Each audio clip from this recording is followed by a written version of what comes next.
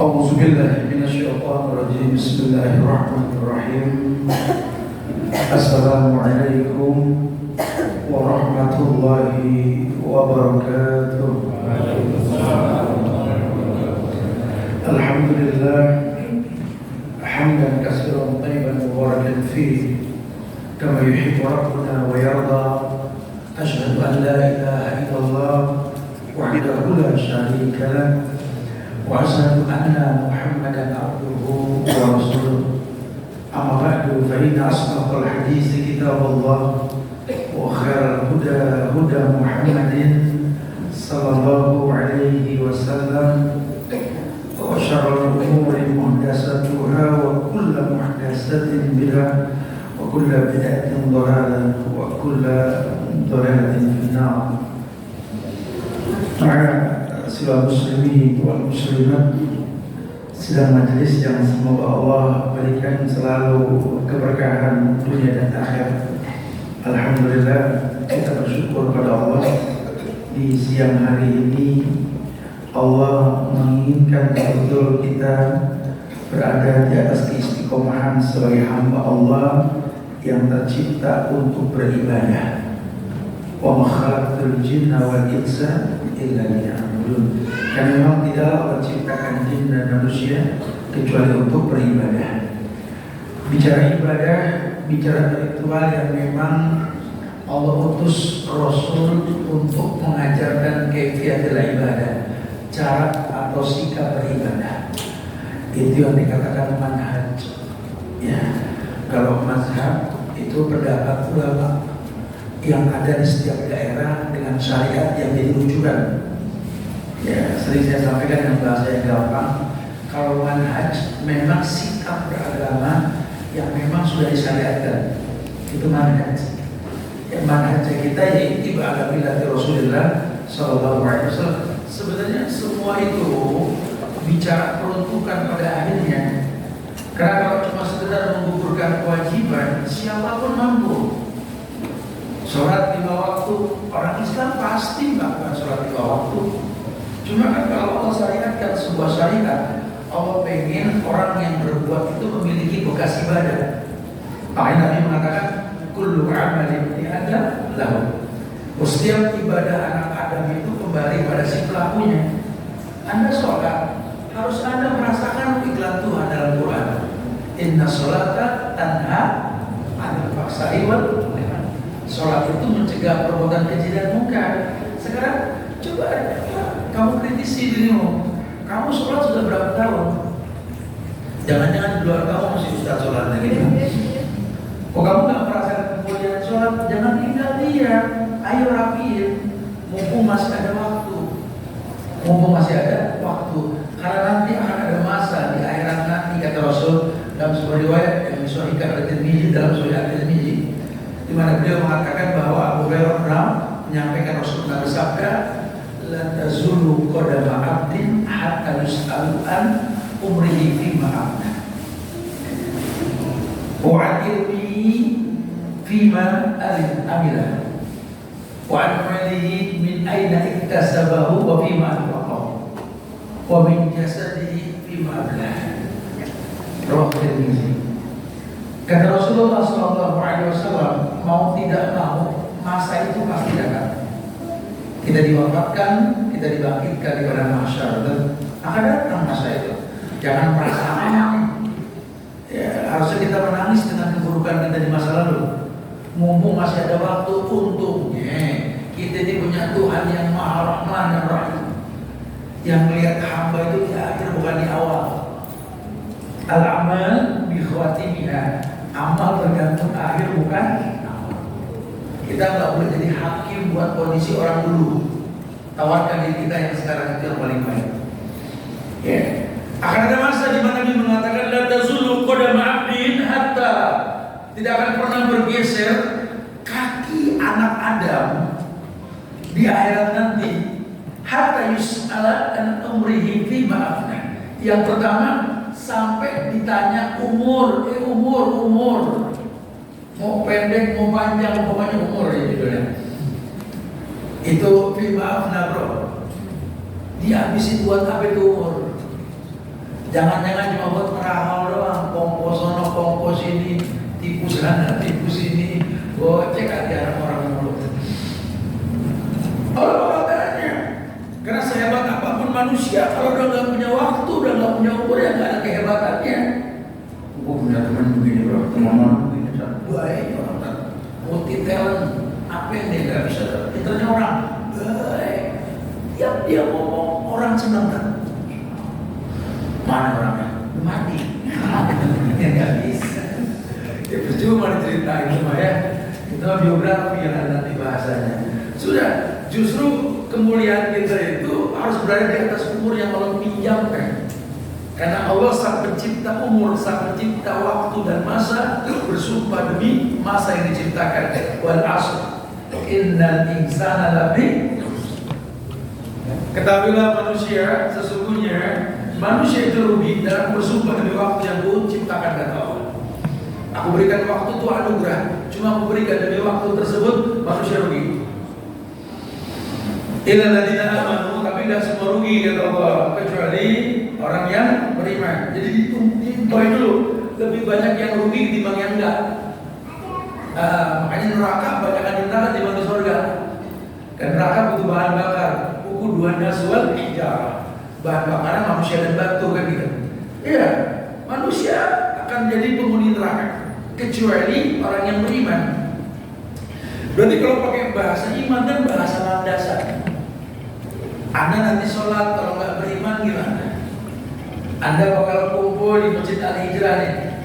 Sudah Masjid Al-Hijrah di sini untuk belajar. Kalau Anda nggak beriman susah. Yang ada cuma rekod, menemuin foto handphone. Saya lebih mulu. Boleh belajar, maksudnya apa nih gitu? Karena iman, ya, dipertanyakan, ngumpul buat apa nggak paham dia. Kita kalau nggak beriman, taruh kan hijab kabul kita pernah baca dulu, anak orang kita zolimin.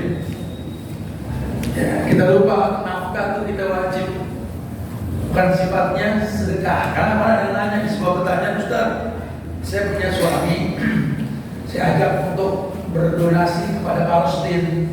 Jawaban dia, kan udah sering ngasih nafkah kamu. Apa urusannya gitu? Kok lu sampai ngasih nafkah ke bini sama Palestina gitu? Saya bilang, makanya gue jangan di kawanan koren. Bilang itu. Dari laki menjadi betah lagi. Jangan sedekah sama nafkah beda. Kalau nafkah mau wajib.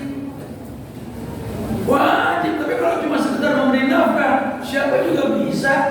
Kalau binatang ngasih nafkah ke anak istrinya juga. Tapi kan bedanya orang Islam ini kan beriman. Makanya dibilang illal ladzina amanu. Amanunya juga bukan yu'minu. Sifatnya maudhi, sifatnya lampau, past tense, bukan mudhari, bukan continuous tense, bukan sedang, tapi memang telah. Kecuali orang yang telah beriman. Wa amilus sholihat, yang telah beramal soleh yang banyak. Karena amilus sholihat, bukan amilus soleh. Punya jam terbang di berbuat baik. Memangnya orang hobi berbuat baik, senang sedekah, senang silaturahmi, senang sholat. Tahu kan kalau berbuat baik, masya Allah ini wamil sholihat. Kemudian dampaknya apa? Mulutnya dia keluar mutiara, obrolannya daging, bukan tulang urat. Apa temannya kalau ngomong, kalau ngobrol sama dia, kayak ngomong apa isinya daging semua gitu bahasanya kan gitu ya. Semuanya berarti tadi ya. Wa tawassaw bil haq, wa tawassaw bis sabr. Teknik ngobrolnya juga nggak selamanya pengen didengar. Ya, kadang dia senang dengar. Karena dalam komunikasi ini jangan pengen didengerin mulu, sekali-kali dengar jadi asik. Kayak Ustaz nih ngomongin kayak begini, habis ini Ustaz bakal bilang yang mau nanya gantian dong gitu. Kalau cuma denger doang siapa juga bisa. Coba bahas yang tadi disampaikan, ada yang nggak paham, itu yang diinginkan. Wa tawassaw bil haq, wa tawassaw bis sabr. Ya, itu akan ditanya an umrihi fi ma'afna. Umur yang Allah titipkan sama dia dihabiskan untuk apa? Coba muhasabah diri. 24 jam umur kita sehari itu. Kira-kira 24 jam dibagi berapa waktu baik kita? Kalau dipotong tidur 7 sampai 8 jam lah. Sisanya itu kita pakai buat apa ya? Kena macet, kondangan, belanja, kapan ngajinya. Sesibuk apa sih kita lupa buka Quran? Sesibuk apa sih kita lupa jikir pagi petang? Emang Kiai Kapan punya kantong? Apa segitunya? Tadi saya sampaikan ke teman-teman baik ketika ada di motor kami pagi itu di Ciputat. Saya bilang sama mereka dengan bahasa yang gampang, kalau orang-orang dulu di zaman tabi'in, mereka selalu mempertanyakan orang yang membuka cabang perusahaan yang pernah dibuka. Contoh orang buka usaha, buka lagi usaha yang lain. Diingetin usaha yang ada, bagaimana ibadah kamu. Sebagian mengatakan kalau usaha yang ada aja udah bikin saya ini sholat dan tepat waktu. Saya pengen buka cabang, akhirnya masbuk. Ukurannya ibadah. Bukan berarti kita nggak boleh buka cabang, ya buka. Kalau bisa makin buka cabang makin dekat sama Allah, itu yang pengen begitu. Cuma tetap ukurannya ibadah. Karena Allah ciptakan manusia dengan umur itu sebuah peruntukan. Wa ma khalaqtul jinna wal insa illa. Tidaklah diciptakan jin dan manusia kecuali untuk beribadah. Yang kedua, wa ilmihi fima amila. Dengan ilmu yang kau punya, apa yang telah kau perbuat, khususnya laki-laki. Ini kita belum ngomong jalan yang lurus nih, masih bengkok. Ntar dulu nih jalan lurusnya, masih masuk dah gitu. Diputar-putar dulu. Wa ilmihi fima amila. Ilmu yang dia punya, apa yang telah dia perbuat. Khususnya kita orang laki. Karena kata Nabi, harga dari laki-laki itu karya cipta. Wa izzuhu istighnahu 'anil nas. Harga dari laki-laki itu ketika nggak nyender sama orang. Kalau perempuan diumpamakan mutiara dan berlian, kita emas yang ikat itu. Laki-laki itu emas bro. Jatuhnya aja orang berebut. Itu emas. Punya harga diri emas. Makanya kita mesti sadar diri. Kualitasnya besar sekali ini. Maka kalau kita menghinakan diri sehingga berubah fungsi kelaki-lakian kita, saya ya. Allah aja pengen manusia itu dimanusiakan dengan cara diperjelas. Wa ma khalaqtul jinna wal insa illa liya'budun. Diperjelasnya di mana? Laqad khalaqnal insana fi ahsani taqwim. Telah menciptakan jin dan manusia untuk beribadah. Betul? Pernah dengar ayat ini? Dan diperjelasnya apa? Aku ciptakan manusia ahsan. Allah tak bilang jin, Allah tak bilang binatang.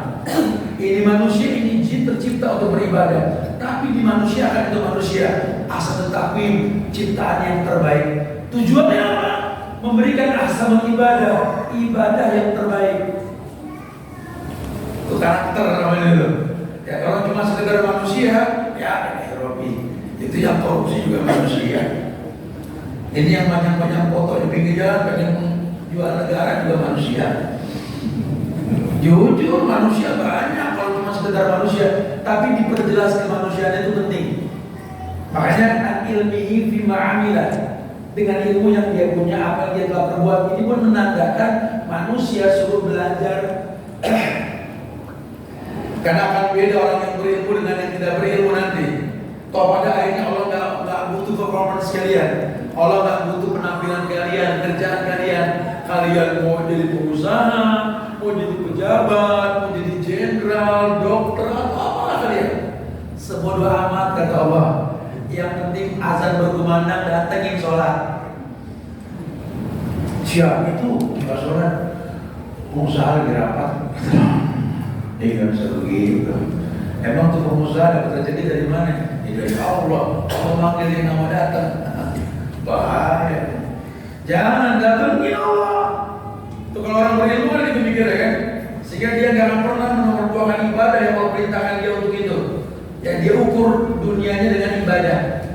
Ya, jadi jangan sampai dunia ini merusak ibadah yang memang peruntukan utama Allah ciptakan dia untuk itu. Yang ketiga, wa an malihi min aina iktasabahu wa bima anfaqa. Dan dari harta yang dimiliki akan ditanya sama Allah, dari mana kau dapat, kemana kau alokasikan. Kalau rezeki kan memang sudah dijamin sama Allah. Proses nyarinya untuk jadi harta, karena rezeki ini umum.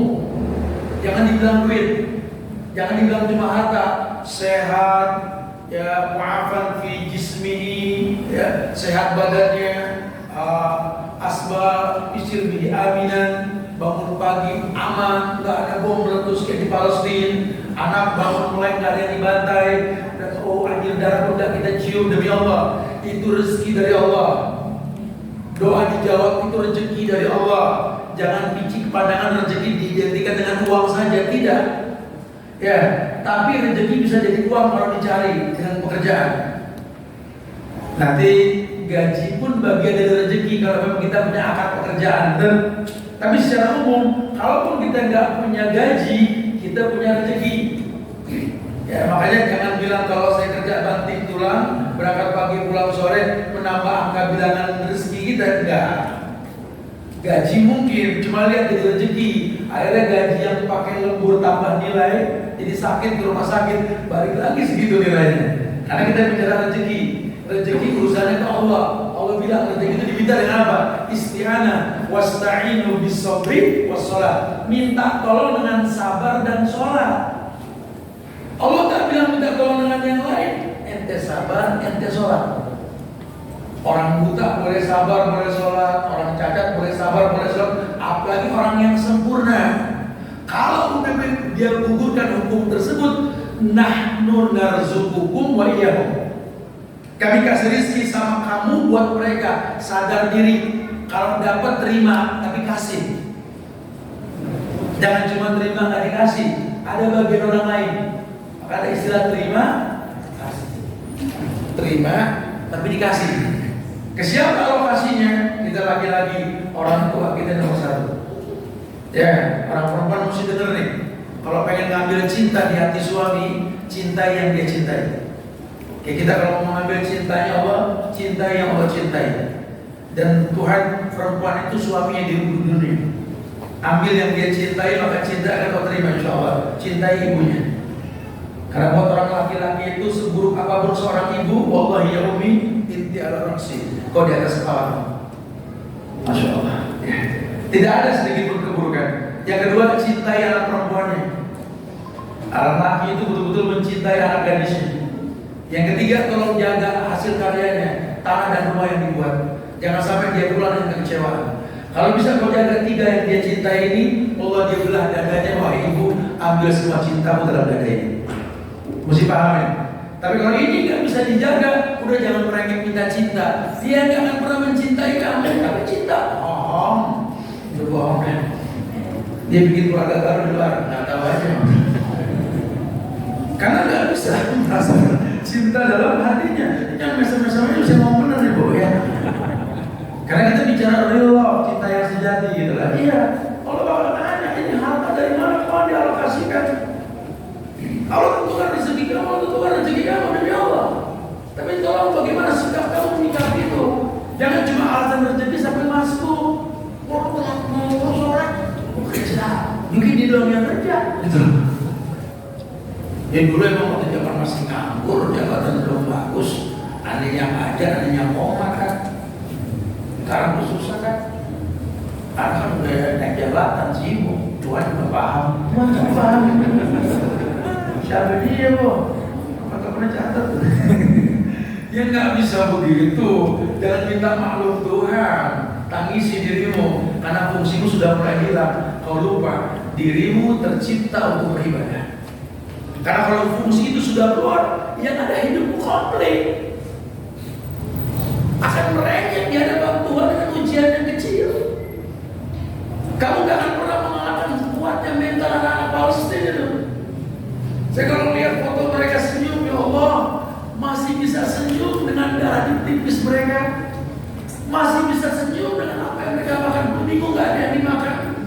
Masih bisa senyum mendengar kabar ayahnya mencoba caping badannya karena kena bom, ibunya yang dibunuh. Masya Allah. Mental mereka nggak bisa dibikin di Cina, bro. Sebuah produk bisa dibikin di Cina, mental anak Palestina nggak bisa. Dan anak Palestina selalu berkata, selalu ada Indonesia di hati kami. Kenapa masih ada perang dulu kita baru kompak ya gitu.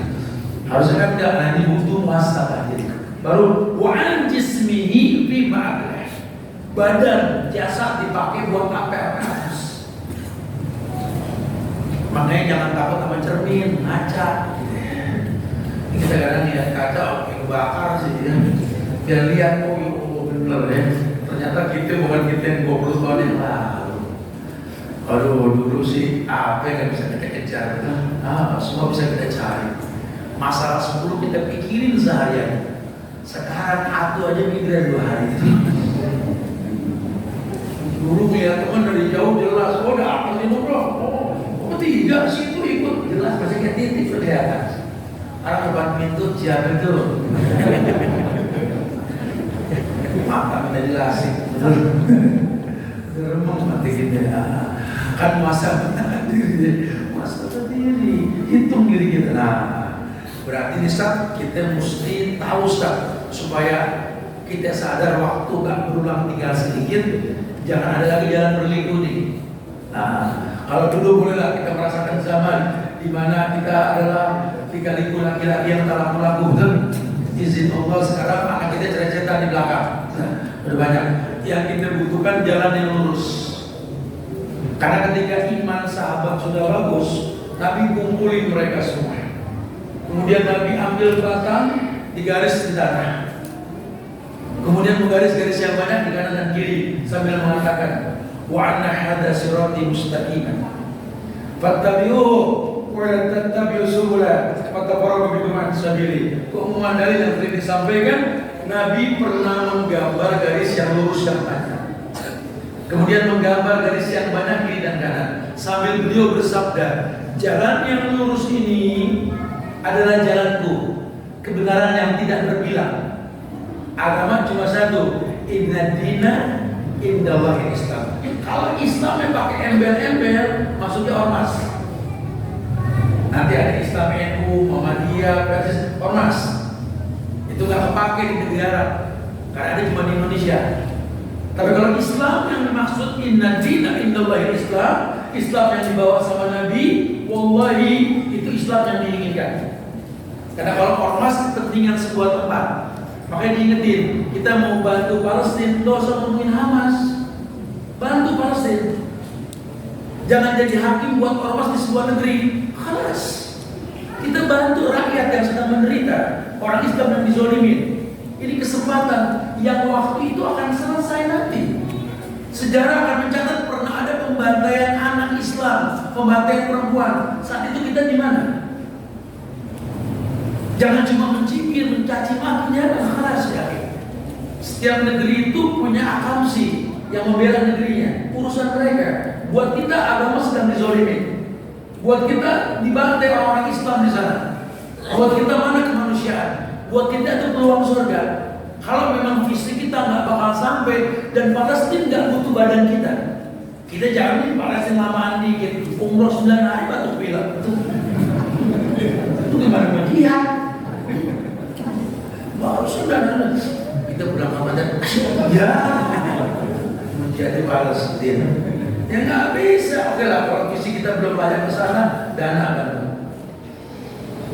Dana kita nggak punya, nggak ada masalah. Islam agama yang fleksibel, doa. Jangan ngomong dana, doa aja lupa. Ya gimana jangan? Mau komentar di sosmed, boleh perang sosmed, boleh kalau kita berilmu. Tapi Palestina nggak butuh komen-komen yang tak bermakna gitu loh. Dibantu dana, bantu doa. Ingetin keluarga kita tentang ini bisa terjadi. Palestina nggak bisa pindah ke Indonesia. Cuma kondisinya mungkin akan terjadi. Nggak nutup kemungkinan. Masya Allah. Jadi perlu disikapi dengan ilmu. Kita mesti berpikir seperti itu. Nah, Nabi garis-garis yang lurus tuh. Garis-garis yang banyak kiri kanan sambil mengatakan yang lurus yang satu ini sabili, sirati, mustaqiman lurus. Fattabi'uhu. Nabi nggak bilang wattabi'uhu. Beliau bilang fattabi'uhu pakai huruf fa. Artinya cepat ikutin. Jangan lelet. Jangan remong-remong dalam beragama. Qulil haqqa walau kana murran. Katakan yang hak walaupun baik. Nanti akan beragam cara. Cuma tujuan satu kan begitu. Kalau bahasa matematik nggak selamanya 3 tambah 4 7. Sometimes 2 tambah 5. Kadang 1 tambah 6. Kadang 9 dikurang 2. Betul? Ujung-ujungnya sama. Kadang-kadang style kita di sebuah negeri ini kan beragam. Survive-nya kita kan beda. Kita manusia beradaptasi bukan berevolusi. Tentu kita punya cara, tapi tujuannya satu. Makanya agama itu Islam. Jangan dikasih embel-embel supaya kita sportif. Kalau betul tuh yang kita di atasnya jalan yang lurus, pasti berkait dengan contoh yang Nabi pernah contohkan. Dengan keumuman dari Nabi mengatakan, "Shallu kama ra'aitumuni usolli." Udah, antum gak usah dibikin bingung cara sholatnya ormas. Antum sholat dengan cara sholatnya Nabi. Selesai. Kalau terjadi perbedaan dengan sejuta manusia, nggak ngaruh. Yang penting nggak berbeda dengan satu orang yang namanya Muhammad bin Abdullah Sallallahu Alaihi Wasallam. Ya, pasti ada perbedaan dengan orang, pasti. Si kutu dengan si pekor dan sempurna masih beda takbir. Ya, tapi kalau memang takbir yang dia pahami betul, walaupun gerakannya beda karena kekurangan fisik, Malaysia. Akim sholat memang berdiri untuk sholat, kalau dia nggak sanggup. Cuma kan dia memang pengen diri, maka kata ulama pahala diri dia dapat. Dia cuma nggak sanggup. Tapi dia ngerti ilmunya, kayak makhorijul huruf. Ya kadang-kadang kita kan udah belajar bertahun-tahun kan udah susah bener. Jakarta punya pronunciation, Jawa punya gitu, orang Sunda punya. Kita kadang-kadang kalau dengan orang-orang daerah kan ngaji ini kayak agamanya beda. Ada ijazah, anak ijazah. Ada tidak ada, Sunda. Ada yang orang bendol, macam-macam. Suruh belajar maksimal, tapi fattaqullaha mastata'tum, bertakwa semampunya. Ya, artinya di Islam ini diberikan banyak kemudahan. Orang suruh paham. Masya Allah. Dan Nabi mengatakan wala tattabi'u subula, bukan fala tattabi'u subula, baru wala tattabi'u subula. Kalau yang pertama langsung ikutin jalan yang satu ini. Jangan lihat. Tapi kalau jalan yang banyak ini pakai akan ada usaha untuk meninggalkan. Gak bisa orang langsung berubah. Jangan suka jadi hakim buat agama orang lain. Dia tinggal di sebuah tempat yang memang rutinitas berbuat beda. Sekarang dia sudah ngerti sunnah, meninggalkannya gak bisa langsung. Antum jangan jadi hakim buat proses perubahan seseorang. Doakan, mudah-mudahan ke depan lebih baik. Jadi kan yang sering ini kan kita pengen letak cabai, pengen orang lain tahu kita pedes. Jangan. Agama bukan seperti itu. Kalau kita pengen bilang jalan yang lurus, Allah sampaikan istilah jalan yang lurus tersebut. Wala tattabi'u subula fatafarraqu bikum an sabili. Karena resikonya kalau kalian mengikuti jalan yang banyak, fatafarraqu bikum an sabili. Kalian tafarruq, isimnya firqah, tafarruq, farraqah, tafarruq. Banyak firqah dalam Islam ini, ya. Kalau pada akhirnya berbicara akidah, akan tafarruq. Karena kullu hizbin bima ladaihi farihun. Setiap kelompok itu akan merasa benar. Walaupun Quran bilang kalau Allah, Nabi bersabda kalau Rasul, iya memang cuma pimpinan kami ngelarang, kan begitu bahasanya. Akhirnya kita bicara ijtihad. Sementara berbicara sama para sahabat, seluruh perkataan manusia bisa ditinggalkan kecuali perkataan pemilik kubur itu, Muhammad Sallallahu Alaihi Wasallam. Kebayangnya kalau kita nggak ilmiah, yang ada nanti kita ini tafarruq. Fatafarraqu bikum an sabili, akan terjadi perpecahan nantinya.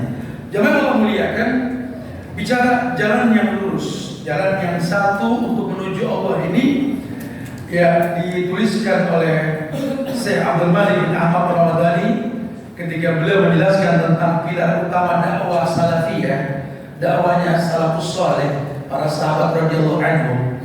Para sahabat itu memberikan 4 landasan dasar dalam hidup, supaya nanti ujian dalam hidup itu bisa disikapi dengan ilmu. Landasan pertama mereka menanamkan ke diri dan keluarga mereka tentang Al-Quran. Ke depan kita bakal seperti apa, Allah yang Maha Tahu.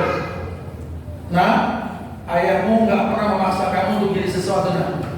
Karena prinsip ayah, anak itu nggak menjadi seperti yang ayah inginkan.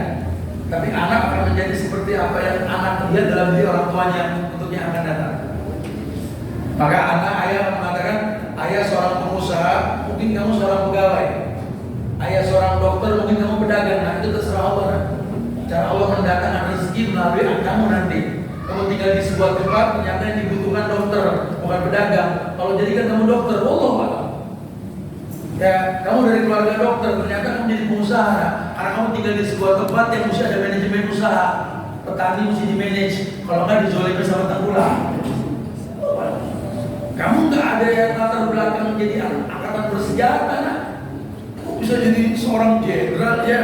Nah, kalau pengen ada orang yang bisa mendidik masyarakat dengan bahasa-bahasa pendidikan angkatan bersenjata, kita nggak tahu. Itu masih hanya Allah. Tapi nah, mau jadi apapun kamu nanti, nah, tolong tanamkan Quran dalam hatimu. Karena Quran diturunkan oleh Allah sebagai sebagai hujan petunjuk. Ke depan seperti apa Allah sudah bilang. Enggak ada satu manusia pun yang tahu besok apa yang terjadi. Tapi Quran hudan linnas wa bainatin minal huda wal furqan. Ini Quran petunjuk nah. Tolong fungsikan Quran sebagai petunjuk nah, bukan cuma sekedar hafalan yang mendatangkan kesombongan nah. Karena merasa cuma kamu di kampung sini yang hafal 30 juz nah. Jangan nah. Quran bukan buat dihafal, buat dibaca. Sering baca jadi hafal nah. Tapi peruntukan Quran sebagai hudan petunjuk nah. Kalau kamu bisa hafal, kamu gampang tertunjuki karena bersahabat dengan bahasa Arab di mulut ini. Asik. Kita jadi makmum imam baca panjangan ini juga nggak was-was. Kalau kita hafalannya banyak, nah paling berhenti sebentar lagi tahu. Ya kalau kita nggak hafalan was-was nggak akan imam. Ada kayak pohon kering, kayak nggak tahu ayat berhenti itu. Kalau kita bisa kan paling nggak terlalu asing-asing banget ya. Antum sering hatam Quran, ada imam baca panjang, pernah dengar bahaya? Yang paling bahaya kita kalau ngintil, jadi makmum, jadi penumpang mobil, nggak tahu supir mau kemana, capek dah. Oh, masya Allah. Ya bahaya, kita pengen jelas mau kemana nih. Visi dan misinya jelas. Ya, kayak tadi ada yang nanya, mumpung lagi ada kajian kayak begini Ustaz, kita mau nanya Ustaz, kira-kira pilih siapa? Ya, kayak apa ya? Saya bilang pemimpin tergantung rakyat. Anak nggak bisa paksa antum untuk mengikuti opini anak. Tiap orang memandang benar dengan kacamata yang berbeda, betul? Cuma kuncinya satu, pemimpin yang baik itu anugerah. Makanya kata Sayyidina Ali, pemimpin tergantung rakyat. Kalau rakyatnya baik, pasti yang diangkat orang baik. Anda pengen punya pemerintah yang baik, kita nggak tahu semua menawarkan produk, tapi semua manusia kan, nggak ada yang sempurna. Ya kadang-kadang kalau udah digodok dengan jabatan kan bisa berubah. Bro, sayuran aja yang seger di puncak, kita godok ayo. Telur yang gampang pecah, digodok keras, betul. Kopi yang cuma bubuk digodok warnai, kita nggak tahu mereka nih yang benjeng di spanduk dan baliho belum digodok sama jabatan. Harta tahta wanita merubah orang. Iya jangan kata dia. Nabi Yusuf mengatakan, wa ma ubarri'u nafsi innan nafsa la'amaratun bisu. Nabi Yusuf, apalagi si Ojo. Nabi Yusuf bilang, anak gak merasa suci, anak punya syahwat. Yang harta tahta wanita di ujian. Yusuf Pak, gak kayak kita repot nyisir. Semua orang suka sama Yusuf. Kita kan nyisir dulu gak ada yang suka. Ya Allah Pak, Yusuf Masya Allah gantengnya orang. Karena ada hikayat Nabi Isra Mi'raj, melihat beliau di langit yang keempat. Nabi mengatakan, aku melihat wajah Yusuf itu ada sepertiga kecantikan dunia. Sebutkan satu keindahan dunia, Yusuf lebih indah. Yusuf masih gak boleh dapat bini orang lebih tua lagi gitu. Itu kalau kejadian sekarang November apa 2023 orang pada ngeluh, ya Yusuf kayak nggak ada yang lain gitu kan. Kata Yusuf, anak gak pernah merasa suci. Ini harta tahta wanita ujian. Makanya Nabi punya istri 9. Itu bukan Nabi sahabat tinggi, bukan. Semua yang boleh dinikahi itu fitnah. Kamu ada yang lebih tua soleha, namanya Khadijah, boleh kawin sama yang lebih tua. Amanah kecil Aisyah boleh. Janda orang pintar masak Saudah boleh. Bininya teman itu Ummu Salamah boleh. Itu semua fitnah. Maryam Kipti itu Yahudi yang lagi kita kesalin deh. Kalau masuk Islam boleh. Gak ada masalah. Hindari fitnah. Agama itu bukan mengobati, mencegah, lebih baik ketimbang mengobati. Namanya Darul Mafasid muqaddam ala jalbil masalih.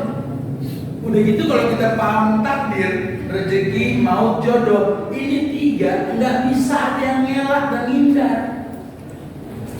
Rezeki saatnya datang kita bohongin ya anak yatim, hati kita umpetin. Saatnya datang rezeki datang. Makanya teman ngezolimin kita gak usah takut susah, rezeki gak tuker. Gak usah banting tulang sampai lupa sholat, sampai gak kenal takbir mau marbot orang. Sampai gak sholat cuma hari rezeki, salah. Kita nyari gaji bukan nyari rezeki. Nanti waktunya datang ada. Yang penting diri kamu tercipta untuk apa? Allah bakal titipin. Mau begitu.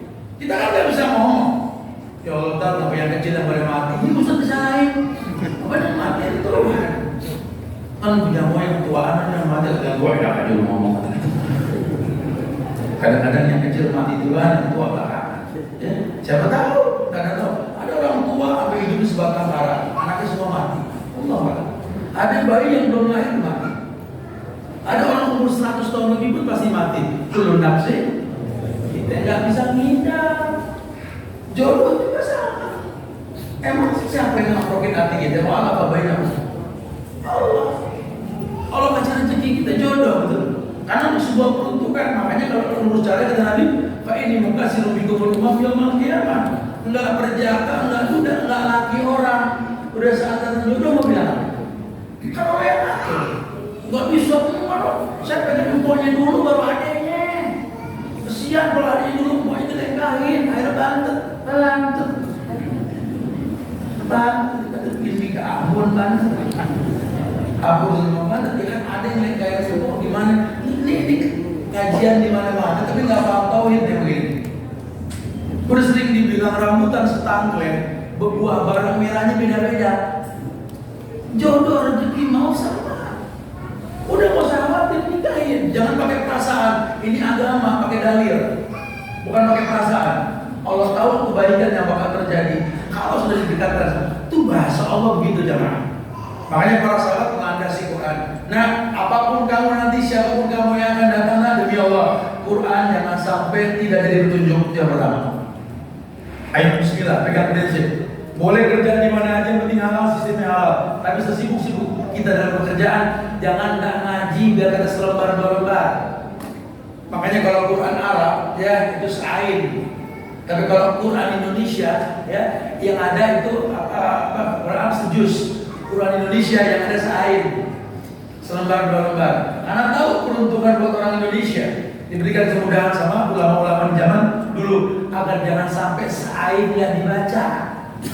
Kalau sejus itu kan Quran Madinah 20 halaman, ya. Kalau Quran kita kan ada seain, cuma sehalaman bolak-balik. Masa seharian nggak sempat ngebet Quran? Apalagi kita hari ini, gak usah pakai Quran, pakai handphone, ya tinggal begini doang. Lu nggak sempat ngaji, ya gue lupa begini, kan begitu bahasanya. Sibuk apa? Kami susah baca Quran. Bagaimana hidup mau tertunjuki kalau nggak kenal Quran? Nah, Quran itu yang pertama. Yang kedua, ya di sunnah. Nabi itu menjadikan Muhammad bin Abdullah Sallallahu Alaihi Wasallam yang nasabnya kepada Ismail kepada Ibrahim, bukan dari nasab Isa, jadi orang-orang Parsi, bukan. Makanya sakit hatinya orang-orang Yahudi sampai sekarang nggak terima Nabi dari Arab, nggak terima mereka. Enggak, buat mereka membantai turunan Arab itu merupakan sebuah kebaikan, karena buat mereka kebenaran ada di Parsi sama mereka. Sampai ke Abdullah bin Ubay bin Salul, sampai kepada Syiah. Anggaplah dari 10 watak Yahudi semua mirip dengan Syiah. Karena produknya ke sana nanti larinya. Nah, itu bukan mazhab, itu kesesatan. Disikapi dengan yang pahamin sunnah supaya tahu bid'ah. Nah kalau kita nggak belajar sunnah, kita anggap semua sunnah. Modal kupluk, modal kopiah miring, modal sorban sunnah. Tapi dia orang sunatan, sampai kupluk, aku urusan aku. Nggak ada hubungan. Kita ini saya bercanda, saya mau ngisi mana terus saya pakai di motor apa? Ada yang tetap nggak pakai kupluk, emang aku mau ngimamin. Dia kan nggak identik, cuma mungkin huruf kali ya. Tradisi di masyarakat kita, ada orang tua pakai songkok, ya, ada yang pakai kopiah haji, ada yang pakai kupluk, ada yang pakai sorban. Nggak apa-apa, itu nggak ada hubungan sama agama, ya, nggak ada hubungan sama agama. Agama benar sujud di 7 titik, itu yang paling benar. Itu bahasa agama ya. Sehingga semua punya cara, punya gaya. Islam nggak menyalahkan, tapi pelajari sunnah. Karena Nabi yang langsung mengatakan kullu bid'ah dhalalah wa kullu dhalalatin finnar. Ini bukan ustaz yang ngomong, Nabi. Ya, iyyakum wa muhdatsatil umur fa inna kulla bid'ah dhalalah wa kullu dhalalatin finnar. Jauhkan olehmu tentang sesuatu yang baru. Karena setiap yang baru namanya bid'ah, setiap bid'ah itu sesat. Ini Nabi yang ngomong. Dan kesesatan di neraka. Kan sayang kalau kita ngomong agama kayaknya agama, padahal bukan agama. Karena semua ada makanannya. Karena Nabi kaumun yastanuna bi ghairi sunnati yahduna bi ghairi hadi. Hati-hati dengan kelompok manusia nanti yang bersunnah bukan dengan sunnahku, yang mengikuti petunjuk bukan petunjukku. Ta'rifu minhum wa tunkir. Kamu melihat kayak yang benar tapi hatimu ingkar. Hati-hati nih, ya. Karena masih ada pelajaran berarti. Sehingga kita kata, karena hari ini dukun juga suruh kita baca Al-Fatihah. Cuma bacaannya iya karena hudu wa dukun nasta'in. Artinya iya karena hudu wa iya nasta'in. Ini yang berikutnya dan itu kan iya karena hudu kepada kamu ya Allah kami beribadah wa dukun nasta'in gitu. Dan pada dukun kami minta tolong Tuhan. Hati-hati. Dukun juga suruh motong kambing. Islam juga fasolin robika wanhar, motong kambing. Inna sholati wa nusuki, motong kambing juga. Cuma motong kambing ala Islam baca bismillah ngadep kiblat, ya sunnah. Walaupun gak harus ke kiblat, cuma disyariatkan seperti itu. Ya, diperintahkan lihidah safrotau kalian tidak tahu. Kata Nabi, tajamkan pisaunya, tenangkan hewannya. Artinya najem ini jangan sampai kedengeran. Falihidah safrotau kalian tidak tahu. Di bahasa Islam, tajamin pisau golok jangan kedengeran asahnya. Kalian tidak tahu. Ia istirahatkan yang mau dipotong biar tenang. Kalau potongan bismillah Allahu Akbar, darahnya keluar. Kenapa darah keluar?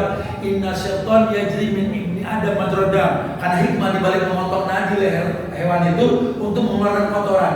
Karena kotoran penyakit setan di darah. Dukun juga suruh motong. Kami hitam, kami putih. Kata kami coklat, yes. Ayam hitam, ayam putih. Tapi kan cara motongnya beda. Ya hati-hati nih, cara motongnya suruh pelajari sampai cara motong nanti ajarin. Ya Allah, itu tabib manjur banget kan, Islamita kan suruh motong kambing. Yang motong kambing siapa juga suruh motong kambing. Siapa itu orang yang cara motong astagfirullah itu dukun lo nggak paham. Dukun cium makan dagingnya lo cium coba, bau bermus. Karena nanti cara motong. Islam diajarkan dalam semua. Tapi dia sholat, lihat dulu sholatnya. Dari cara lihat, ada kiblat takbir Nabi ajarin lihat. Gerakan dia sama dengan gerakan Nabi yang dibaca gimana ya? Jangan-jangan talbis. Ini bahaya ya Pak. Kita ngomong jalan yang satu yang lurus ya, harus diomongin yang kayak begini. Karena kalau tidak nanti kesannya sudah sholat, cuma sholatnya nggak mirip Rasul. Khudu'ani manasikakum, ambil cara manasik umroh haji kalian dariku. Kenapa? Orang yang udah umroh udah haji, melihat beragam model orang manasik haji dan umroh. Betul? Bisa kita lihat. Hajar Aswad ada yang jauh, ada yang cukup isyarat, ada yang dada, macam-macam. Padahal kata Umar, kamu cuma batu. Kalau bukan Nabi mencium kamu, saya nggak pernah mencium kamu. Itu akidahnya para sahabat itu. Yang Nabi bilang, kalau ada Nabi setelahku, Umar itu Nabi. Masya Allah. Lihat. Karena kalau nggak tahu bisa nanti. Lihat bagaimana Nabi melaksanakan umroh sekali safar. Ini yang ulang-ulang. Allah Allah. Kalau kita nggak belajar sunnah, pasti beragam nanti yang kita lihat. Ini anak yatim. Nabi mengatakan, anak, maka itu yatim kafir yatim fil jannah. Aku dengan orang yang cinta sama anak yatim begini. Cuma lihat cara kami menyikapi anak yatim. Ditangkap untuk Anas bin Malik. Karena anak yatim, Masya Allah. Dibesarkan sama dibesarkan. Tapi bagaimana mencintai anak yatim? Lihat, Nabi mengatakan, la yutma ba'da ihtilam. Tidak ada yatim kalau sudah balik. Kita nggak ada apa-apa kadang-kadang. Alhamdulillah, habis ini santunan anak yatim kan. Kebetulan kita bawa anak yatim kita untuk disantunin tuh, Masya Allah ya. Berapa orang? Ada 10 kan? Rata sekolah apa? Yang 7 anak kampus lah. Mahasiswa. Layut mabada ada ikhtilaf.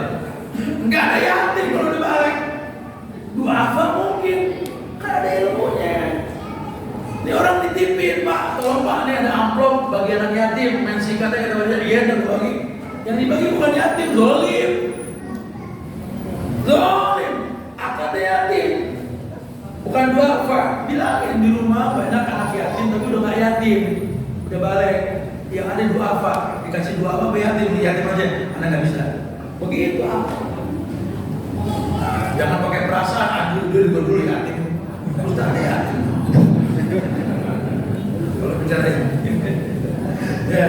Yang ketiga, asas yang mereka tanamkan di diri mereka dan keluarga mereka, adab dan akhlak bangsa Arab. Ini yang sekarang ini orang dibikin fobia sama Arab. Ente boleh belajar agama, tapi jangan mirip Arab. Nah, ini orang maksudnya.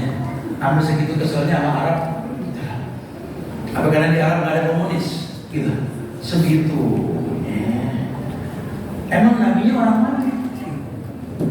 Emang ulama-ulama kita sebelum kemerdekaan orang mana? Kita pergi haji pro kemana? Segitunya benci sama Arab. Emang lupa sejarah? 3/4 dunia di tangan Arab, di bawah kekuasaan Umar bin Khattab. Kalau Arab nggak menguasai sampai Cordova, orang Barat nggak ada yang ngerti mandi, nggak ada yang ngerti wudhu. Karena mandi wudhu syariat cuma dalam Islam. Hati-hati. Kalau Islam nggak sampai ke Eropa, baju orang semuanya kurang bahan. Islam datang diajarin hijab. Kalau Islam nggak sampai ke Cina, Umar nggak ngutus orang ke Cina, ya Allah, satu kaisar punya 1000 istri. Bayang tuh kapan pakai sarung itu 1000.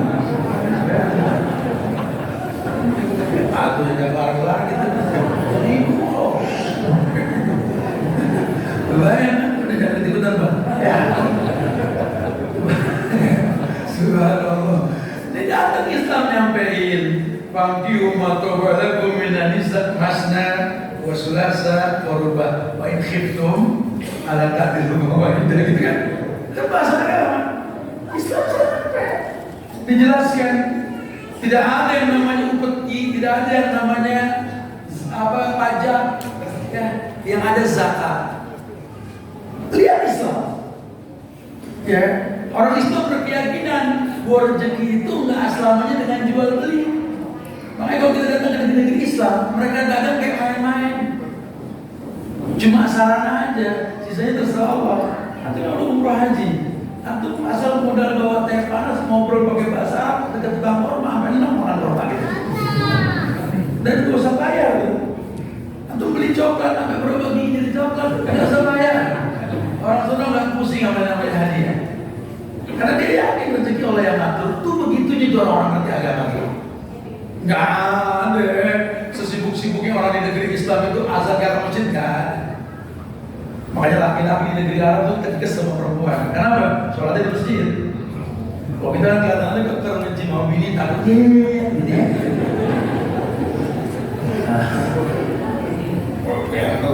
Temen lu mau deh bro. Saya ini makan masjid. Terperasaan gimana? Suruh adat, akhlak, tradisi Arab jangan dihilangin. Oke lah, kita nggak mungkin kira orang Arab anjur kagak kan gitu ya. Kita nggak kira Arab panas, itu syakal ya. Nggak ada masalah, nggak ada beda dalam agama. Gitu ya. Tapi baca sejarah mereka. Baca sejarah pentolan orang Arab namanya Muhammad SAW. Baca penciptaan mulia para sahabat yang pertama, Khulafaur Rasyidin, Abu Bakar, Umar, Utsman, Ali, semua orang Arab. 10 orang sahabat dijamin surga, semua Arab.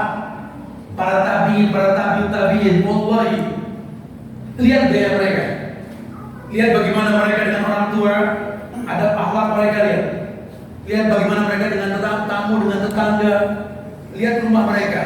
Gak ada yang namanya bangsa Arab itu laki perempuan nyampur jadi tamu di satu rumah, gak ada. Semua ada batasannya. Kemahraman pun dimuliakan, nasab jadi hitungan. Karena penting sekali mengetahui nasab. Penting sekali. Suruh seperti itu. Ada tradisi ini mau dihilangkan sama bangsa-bangsa Eropa.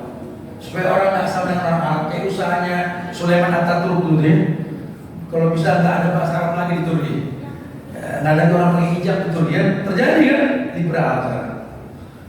Kita ikut-ikutan sekarang, kerudung ada di Al-Ahzab sama An-Nur, kita buka kerudung di Turki, kan begitu. Padahal kerudung Turki itu dipakai sama perempuan kalau masuk ke masjid doang, kalau nggak ngaplak dia kerudung ikat leher. Nah sekarang lihat hijab berkerudung Turki, nah ini dari Arab, begitu. Ada ahlak bangsa Arab, tolong pelajari. Ini bahasa ulama. Baru kemudian yang menarik kata ulama, fitrah. Fitrah ini fitrah Allah allati fatara salih, basic manusia tercipta. Allah ciptakan kita untuk beribadah. Tanamkan sejak dini kepada anak-anak kita, aulimu adibu auladakum inda sab'in. Didik agama, didik sholat, didik berbuat baik anak-anak kita inda sab'in, ketika 7 tahun. Karena 7 tahun ini bisa diajak ngobrol anak harusnya. Belum 7 tahun lebih ke fi'liyah, contohin cara ibadah. 7 tahun ajarin. Kalau 10 tahun dia nggak sholat, pukul. Padahal ulama nggak ada yang bilang pukul anak 10 tahun. Nggak dosa, belum balik. Ini cuma penekanan. 3 tahun dibiasakan sholat, 10 tahun nggak bakal ninggalin sholat. Begitu ukurannya. 4 itu landasan dasar. Sehingga kedepannya nanti ujian itu akan menjadi nikmat yang dihadapi dan disikapi di atas dunia.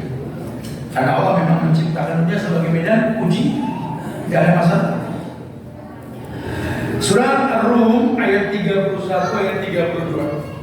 Ketika Allah berfirman, "Wala takunu minal musyrikin minal ladzina farraqu dinahum wa kanu syi'a kullu hizbin bima ladaihim farihun."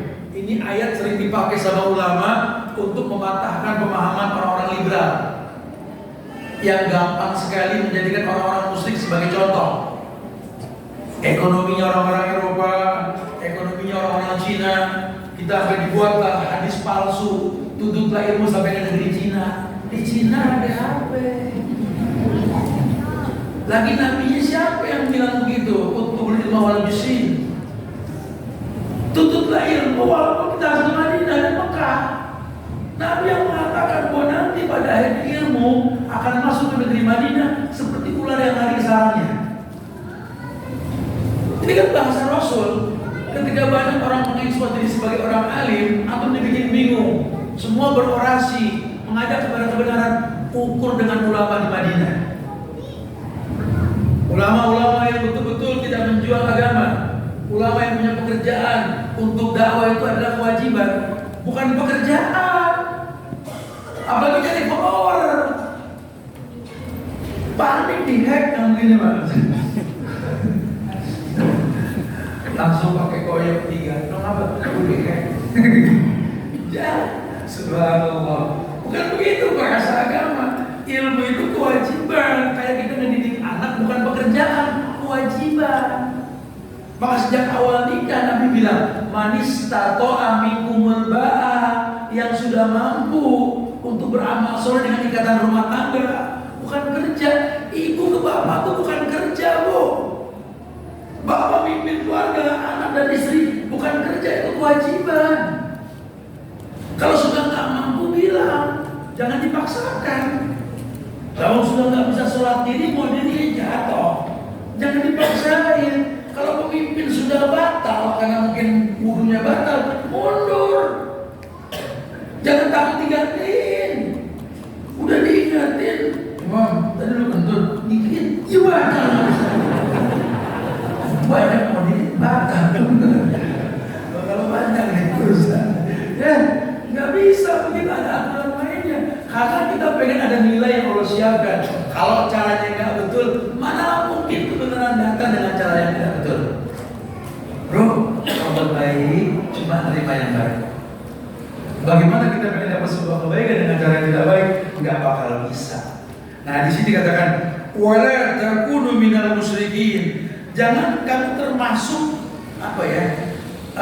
orang-orang yang mempersekutukan Allah. Jangan mirip sama orang musyrik. Jangan mirip sama orang kafir.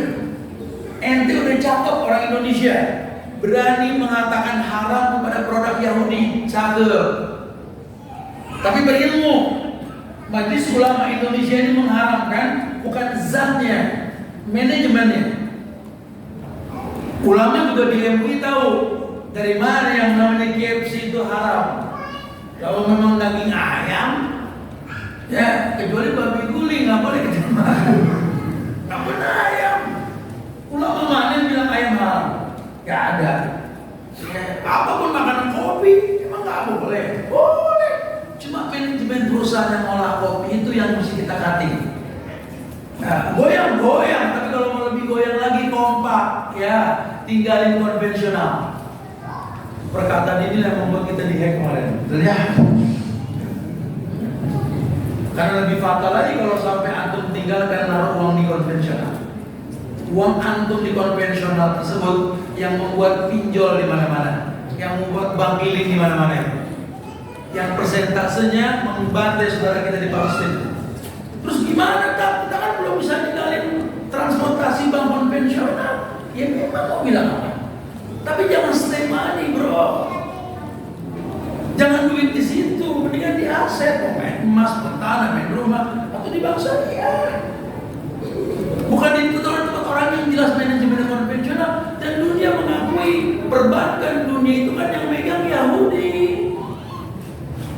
Kalau fashion dunia yang megang Nasrani. Allah ngomong langsung Tuhan yang nyiptain kita. Walan tardo'an kal yahuda walan nasara hatta tattabi'a millatahum. Hati-hati umat Islam. Sampai kapanpun Yahudi, Nasrani tidak rela sampai kalian ikut mereka. Yang ngomong siapa? Allah. Makanya Allah bilang wala takunu minal musyrikin. Ente yang total dong. Jangan mirip orang musyrik. Enggak makan produk mereka cuma 3 hari kita mirip. Persiapan matang tahun baru nih.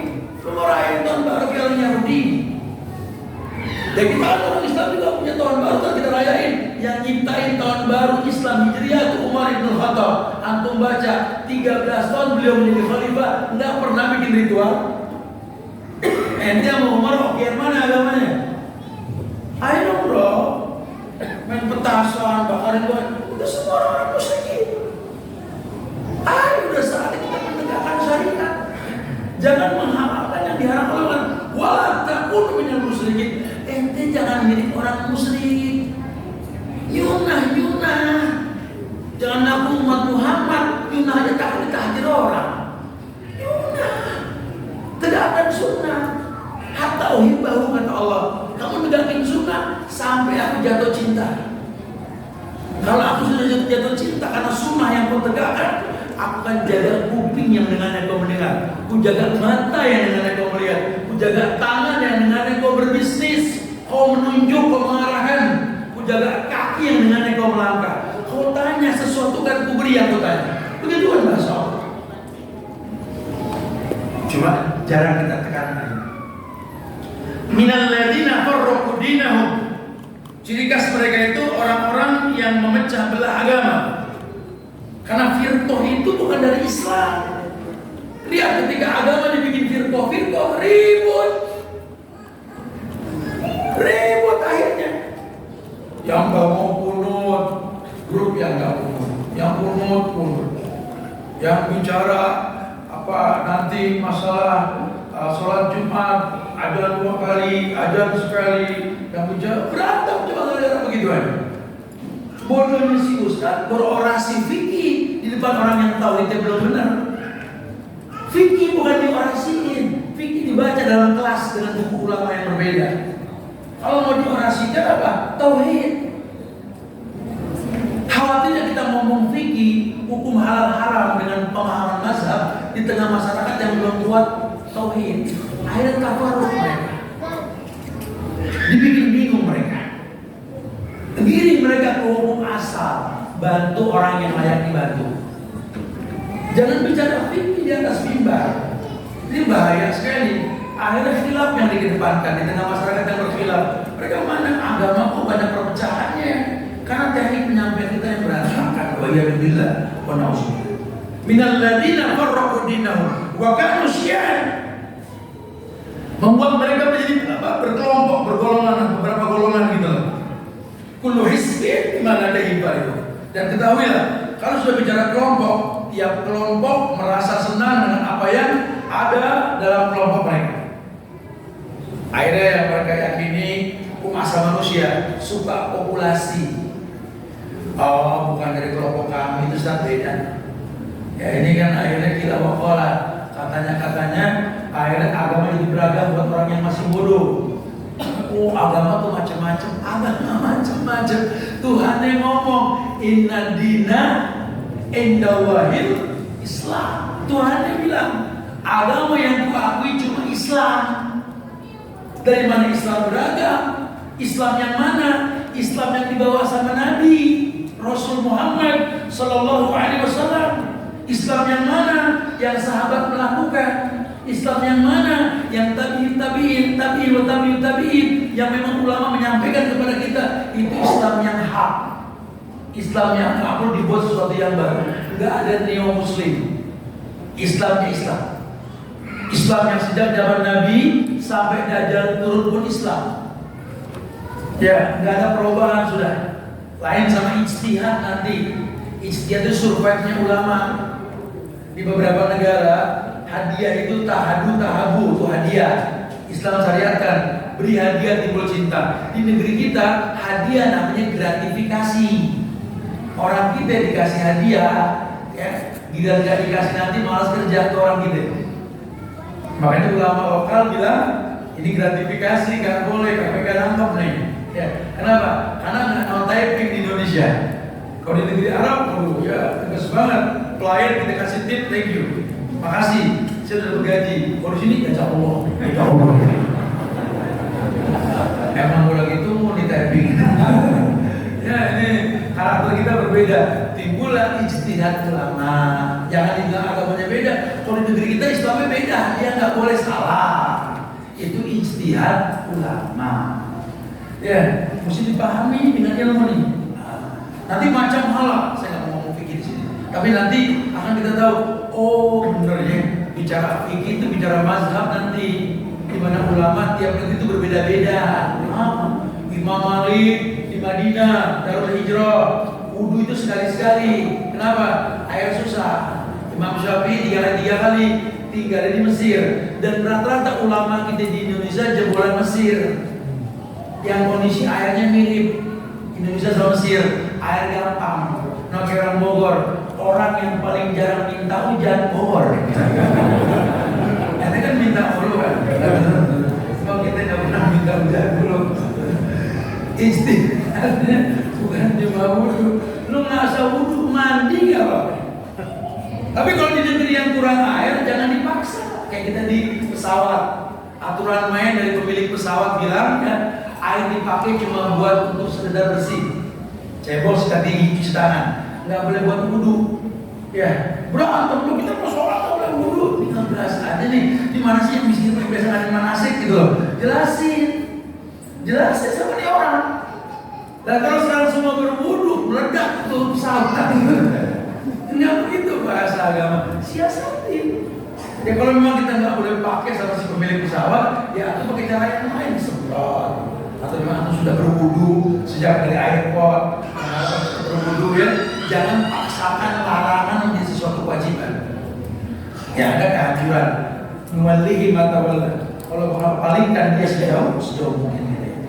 Baik. Surat Al-An'am ayat 159. Al-An'am.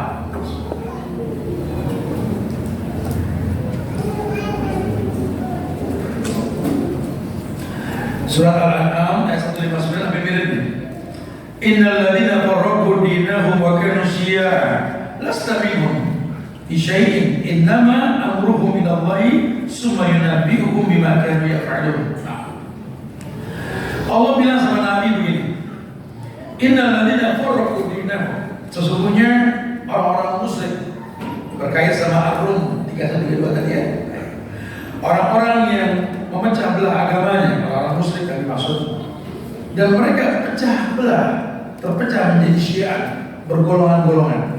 Lasta minhum, bukan lastu, lasta minhum. Muhammad, kamu bukan mereka.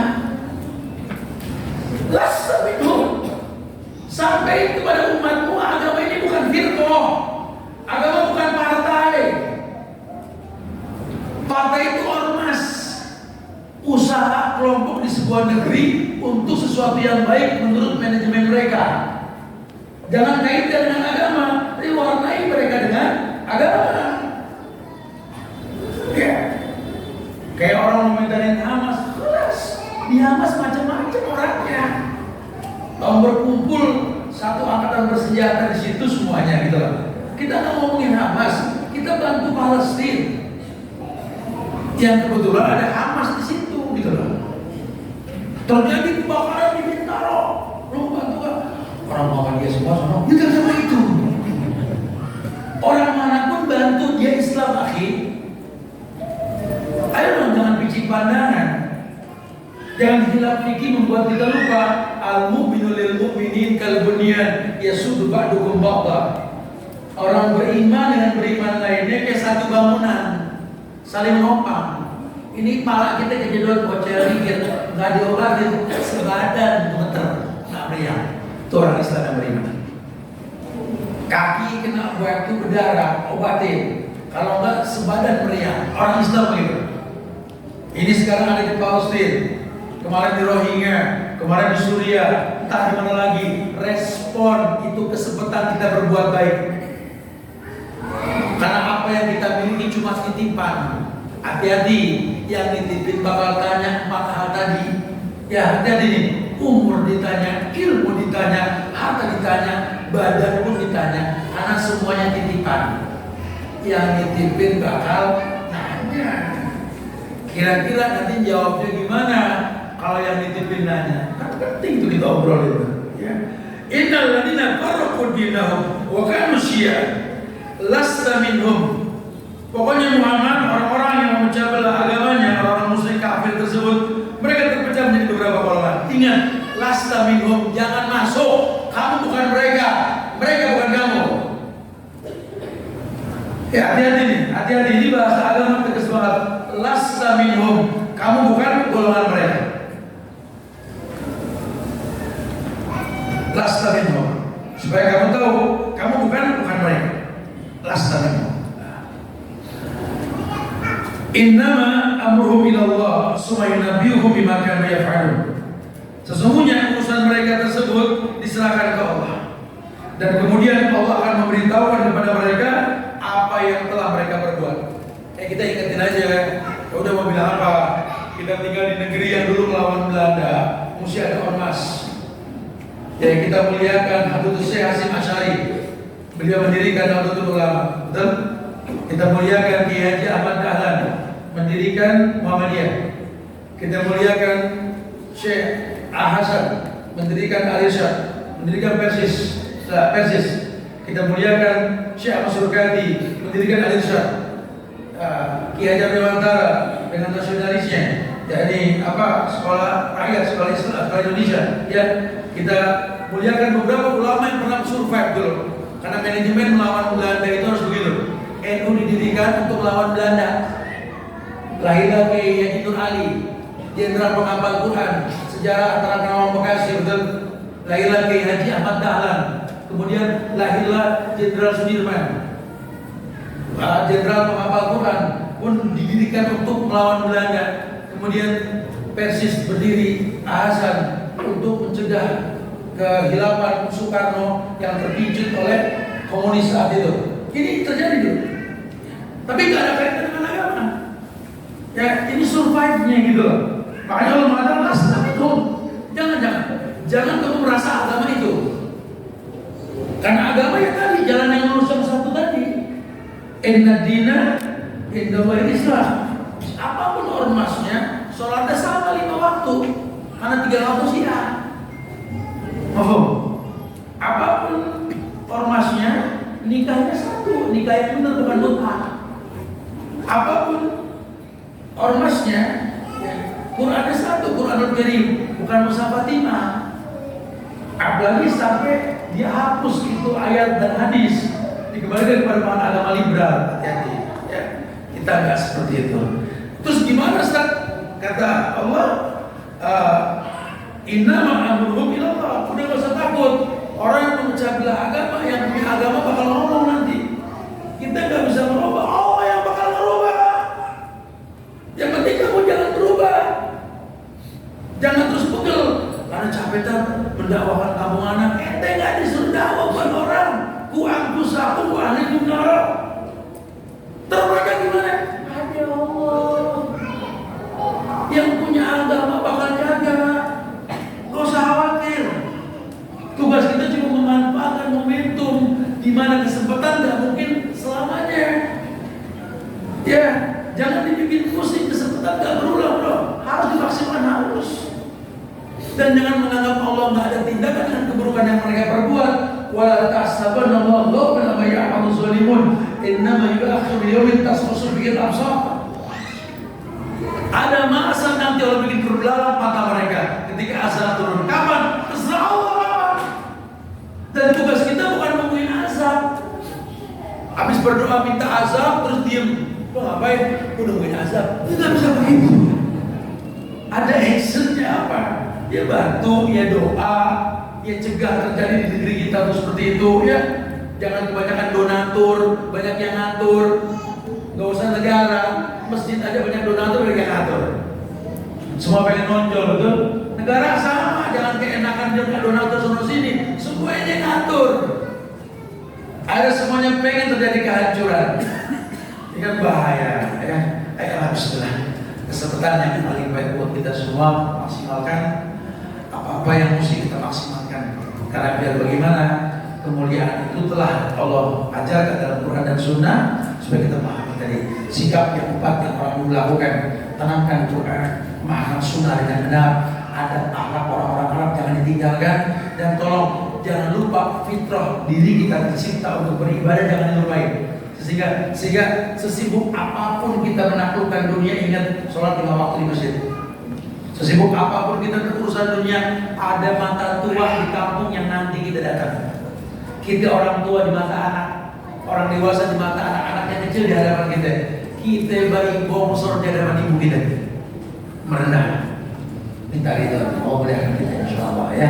Allah berfikum. Silakan yang bertanyakan. Akhir da'wana alhamdulillahi rabbil alamin. Na'am.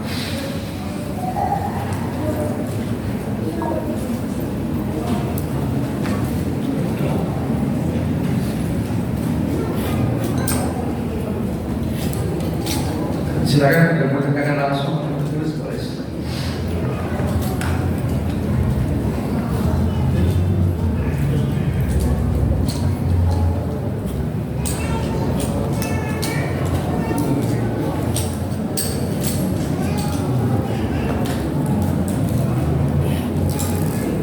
Ada belum?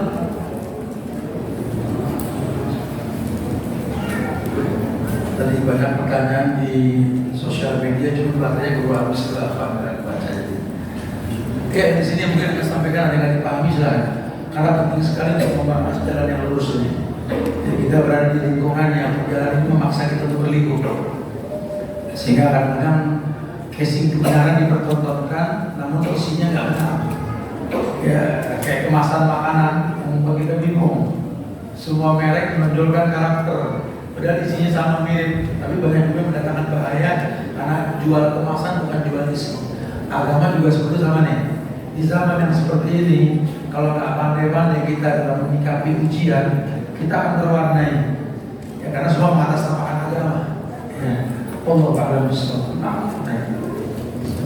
belum lagi segelintir orang nanti yang berusaha memprovokasi perbedaan di antara kita.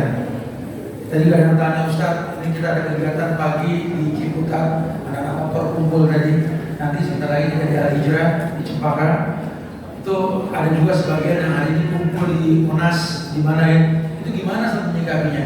Saya berhusnuzon, arti husnuzon ini ada usaha-usaha seseorang atau sekelompok untuk sebuah kebaikan.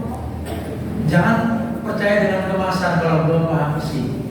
Karena nanti ada orang yang berkumpul di outdoor seperti tadi kita bicara sama para biker untuk menjelaskan tentang right to be right, gitulah. Misalnya di pengendara yang baik, kita mesti ngomongnya di outdoor. Nanti pun ada yang mengatakan tentang kebaikan di masjid. Maka tadi saya bilang saya tarik gas motor saya dari Bogor. Tadi saya jalan jam 6 kurang karena janjian dengan teman-teman di Citos jam 6.30 ya. Sepanjang jalan itu Bogor karena kabut dan bagus hujan itu banyak masjid-masjid yang ada ritual kajian subuh kayaknya. Itu nggak masalah. Yang penting kan isinya. Kita jangan nilai sesuatu dari covernya gitu loh. Cuma karena event ini mirip dengan event itu yang gini-gini. Halas ya akhir. Udah saatnya kita berusaha tabayun di antara kita. Jangan gampang menjadi hakim buat sebuah ritual yang sudah ada. Tujuan kita adalah memahami isi dari yang ada itu semua, insyaallah. Sehingga kita makin kompak, ya. Foto silakan. Nggak ada soal? Salah sama soal? Ya. Kita masih menjalankan jalan yang lurus kita. Ya. Sepertinya akan kita ubah hasil. Ada bahasa orang Ustaz, kalau kita pengen melakukan menjalankan jalan yang lurus, ini jalan yang lurus sebenarnya syariat yang benar. Orang bilang kaku banget sih, berarti kita nggak lurus. Karena kalau yang lurus menurut Nabi ini sesuatu yang nggak kaku harusnya. Ya, saya nggak paham kalau sampai ada orang mengatakan kelemah lembutan yang Nabi ajarkan adalah kesesatan di mata dia, kecuali Abu Lahab, Abu Jahal. Ada dalam kitab Hilyatul Thalib Bukhari.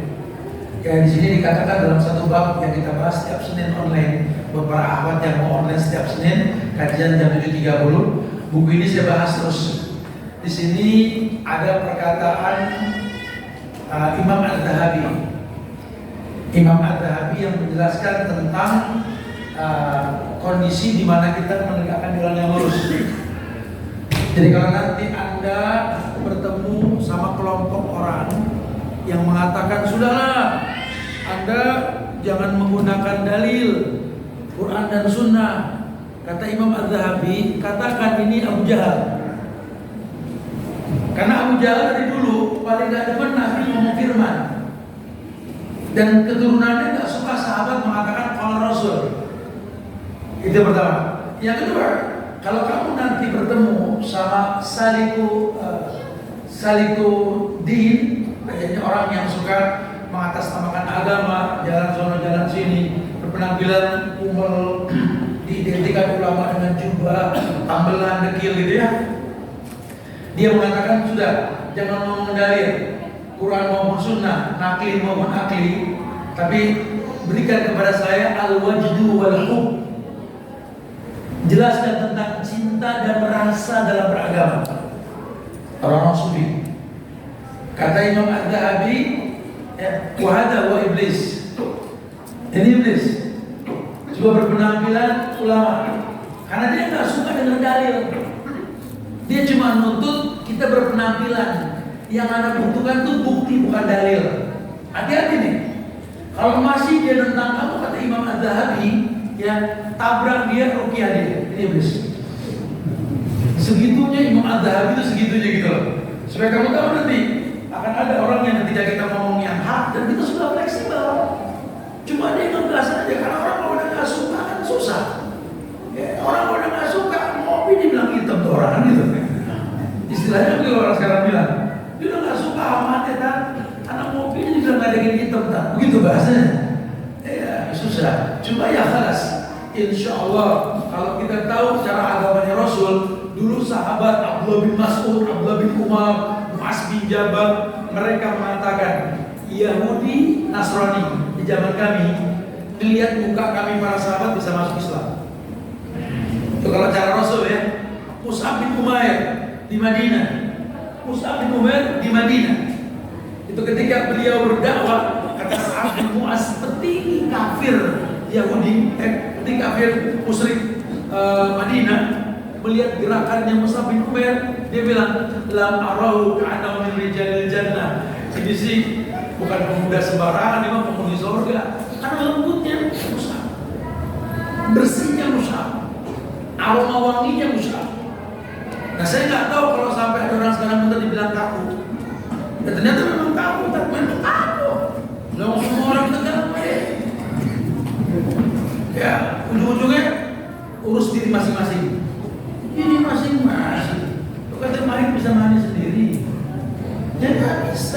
kita masih hidup dengan manusia. Ayo siapkan maklum. Ayat Allah berfirman dalam Al-Quran, "Fabima rahmatin minallah linta lahum, walau kunta fadhlan ghalizal qalbi lanfaddu min hawlik, fa'fu anhum wastaghfir lahum wasyawirhum fil amr." Ya, Muhammad, kalau kamu Muhammad, kalau bukan karena rahmat Allah, kamu nggak bisa lembut. Kenapa nggak bisa lembut? Dari kecil kan Nabi Muhammad dipendelin terus, dimusuhin, disakitin. Gede harusnya keras. Masih kacau ketika masyarakat. Cuma kalau enggak, kalau berikan lembut sama kamu, walaupun tak fadhlan ghalizal qalbi lanfaddu min hawlik. Kenapa? Karena kalau kamu terdidik oleh kondisi kamu keras kaku, orang lari. Terus gimana? Kata Allah, fa'fu anhum. Kita yang sedang menegakkan sesuatu yang lurus, fa'fu anhum, siapin maklum. Ingat, di hadapan kita manusia, dia bukan benci, dia nggak tahu. Kami ini yang grassroots, yang ke bawah nih, Ustaz Subhan yang ke bawah nih, banyak nemuin orang yang ada mendengar dakwah sunnah karena oknum sunnahnya yang membuat dia nggak suka. Apa yang disebut kalau Ustaz ini mau hakikat, kalau antum teman kita semua disebut tuh. Kan bahaya sih. Pak Kiai di pojokan Depok sana yang mengatakan, pokoknya kalau bisa jangan kajian kita Muhammad bin Abdul Wahab tuh. Kita tahu kita betul bodoh. Di pukulannya jadi keras-keras banget. Oke, Ustaz, betul pesantren. Saya ngaji di pesantren itu hampir sebulan tuh. Dia nggak tahu saya punya buku panduan itu, saya kasih sampel kopi. Sampel kopi jadi nggak kata mereknya kan. Setiap saya kajian Pak Kiai umur 81 saat nyamperin saya. Nanti kalau buku ini bagus nih, ini terusin nih. Padahal kitab yang dilarang tuh.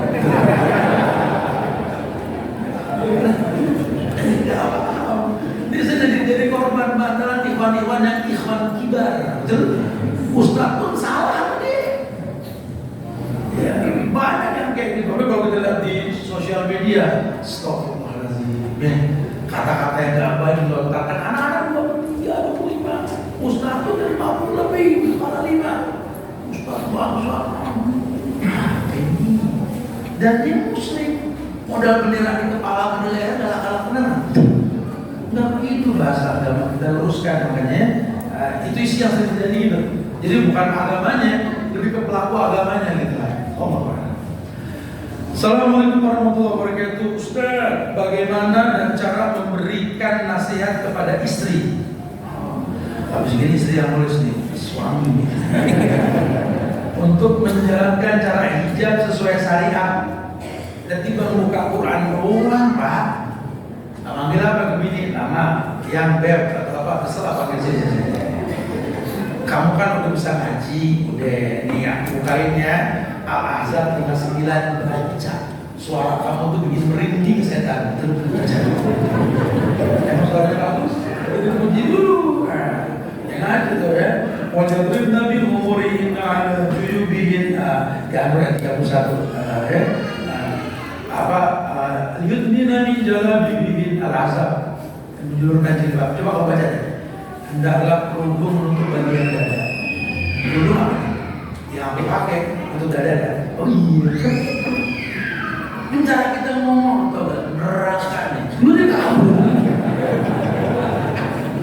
Lagi itu galak orang bicara baru, galak benernya orang gitu.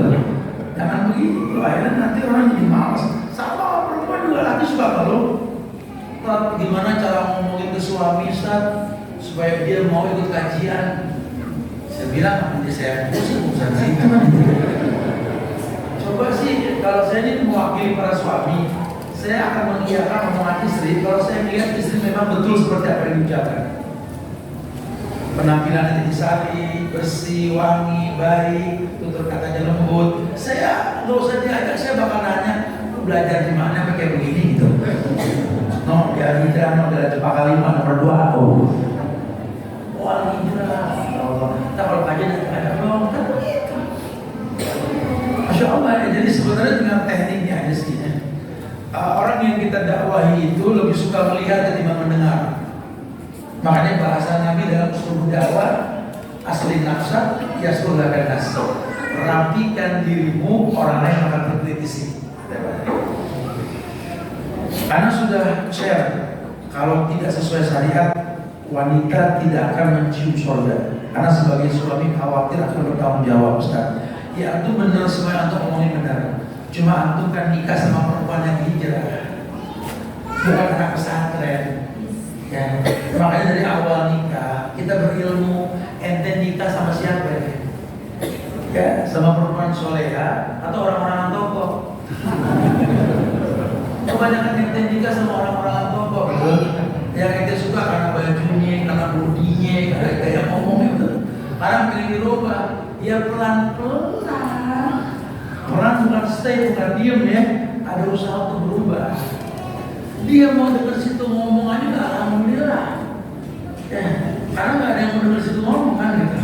Cuma artinya dia sudah ngalah itu bagus. Sisanya kita pertontonkan dengan kemampuan. Tapi ingat, Anda nikah dengan perempuan kata Nabi itu tulang rusuk yang paling atas, yang paling bengkok.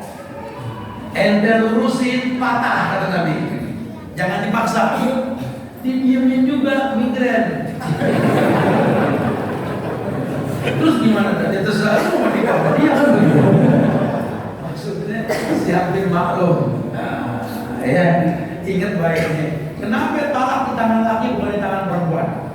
Karena kalau talak di tangan perempuan, kalau betul, mereka bisa cerai tiap hari. Beda lagi dengan perempuan di mana? Kalau perempuan tuh punya kufur asyir, 10 kebaikan hilang dengan satu keburukan. Itu kufur asyir. Ini Rasul komplain sama Nabi kan, ya. 10 kebaikan laki hilang karena satu kesalahan. 10 tahun saya nikah sama dia, pas tahun ke-11 dia kenal sama orang lain. Dia ada maaf baginya. Tuh, kufur asyir. Padahal kita bilang, ya wajar bu, kalau 11 tahun dia nggak bikin dosa, saat kawin itu malaikat. Gitu loh. Nah kalau laki lain, kita ngelihat 10 keburukan istri karena dia baik sama anak kita maklum. Betul. Di situ laki-laki. Nggak ngebela nih, nggak ngebela ya. Cuma begitulah. Dia punya merosot yang saya. Ada lagi makanya ada lagi merosot. Ayo terus.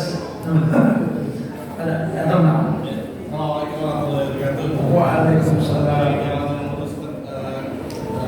Indonesia ini kan punya keberagaman dalam beragama. Ada yang mengatakan bahwa mereka belajar dengan ahlul bait, masa benar juga di dalam mengurus. Mereka belajar juga dengan ormasnya Muhammadiyah atau yang perlu kita sikapi seperti apa gitu. Karena kita beragama ada juga yang merasa dia juga masih keturunan Rasulullah atau gitu kan, dia juga jalan yang lurus. Antum gak usah dibikin bingung dengan nasab. Ya. Memang ada ahlul bait. Kalau Fatimah punya turunan dari Ali, mau kita tutup mata. Ada bawa sih ahlul bait. Karena juga nggak mau jadi ahlul bait, tapi apa pernah dipanggil Habib Subhan? Kan gitu loh. Yang nggak Habib juga dipanggil Habib gitu kan? Anda bilang sama istri Anda di rumah, haramkan anak-anak makan sedekah, makan zakat. Karena aturan main keluarga Rasul kan begitu. Tapi bukan buat berbangga-bangga dengan nasab. La farqa baina Arabin wa Ajamin illa bittaqwa. Allah yang bilang tidak ada beda antara Arab, ahlul bait dan orang biasa. Yang bedain takwa. Makanya Allah muliakan Muhammad bin Ismail bin Bardizbah. Siapa? Imam Bukhari. Dia bukan orang Arab, tapi karyanya terbaik setelah Quran. Karyanya terbaik setelah Al-Quran. Diakui sama semua orang Arab, betul? Inilah Islam. Dan gak ada beda bila dengan sahabat lainnya. Semua mau di surga. Karena di mata Allah sama. Tapi kalau betul memang ada ahlul bait dan agamanya bagus, ya antum lihat agamanya bukan ada ahlul baitnya. Sekarang kalau diperintahkan bersama Inna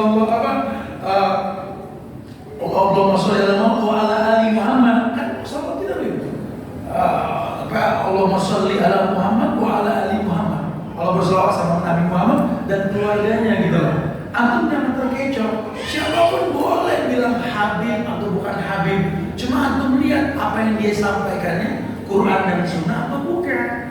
Karena hari ini semua orang bisa melakukan diri jadi apa. Antum jangan terkecoh. Nah kan saya belum berilmu Ustaz. Gimana saya bisa benar tahu dia benar enggak? Nah hati-hati ilmunya sendiri. Kata Nabi, "Faman ittaqa syubhat faqad istabara lidin wa irdi." Orang yang menjauhkan syubhat menjaga agama dan kehormatan. Apa? Ya, jadi kita ini kalau pengen gak terkecoh sama orang yang punya casing, Habib atau bukan Habib, Ustaz atau bukan Ustaz, jaga makanan minuman kita. Jangan yang syubhat, apalagi yang haram. Allah yang bakal jaga.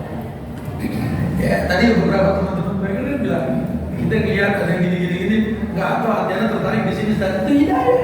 Kemarin lihat event Rabanian pertama bersama dengan Coldplay, betul. Dan yang datang itu banyak yang menggagalkan masuk walaupun punya tiket. Bahkan non muslim pun datang ke Al Azhar. Itu kan hidayah. Itu urusan Allah gitu ya. Nah, tugas kita mendalami itu, makanya jangan terkecoh dengan casing. Pelan-pelan kita belajar dan lihat Ustadz kayak lihat buku, ya, lihat footnote-nya, lihat rujukan apa yang dia sampaikan. Kalau Ustadz mengatakan kalau Allah kalau Rasul, aku ikutin itunya. Ya. Unsur maqala wala tanzur maqala. Lihat yang disampaikan, jangan lihat siapa yang menyampaikan. Sisanya kata Imam Syafi'i, sohbatul ustaz, ke depan berteman sama guru kita. Supaya kita lihat langsung gimana agama dipraktekin sebenarnya. Takutnya yang Ustaz lakukan sama yang kita lakukan beda. Ya, kita kan kadang-kadang bukan anak pesantren, tahu hukum terus kaku. Ustaznya santai, kenapa kita yang tegang? Kayak panitia, Ustaznya nyantai, panitia tegang-tegang semua. Ada pas pamtat gitu loh, pas sama Ustaz susah. Ustaz, kenapa ya? Oh, nah, barakallahu fikum. Ada lagi?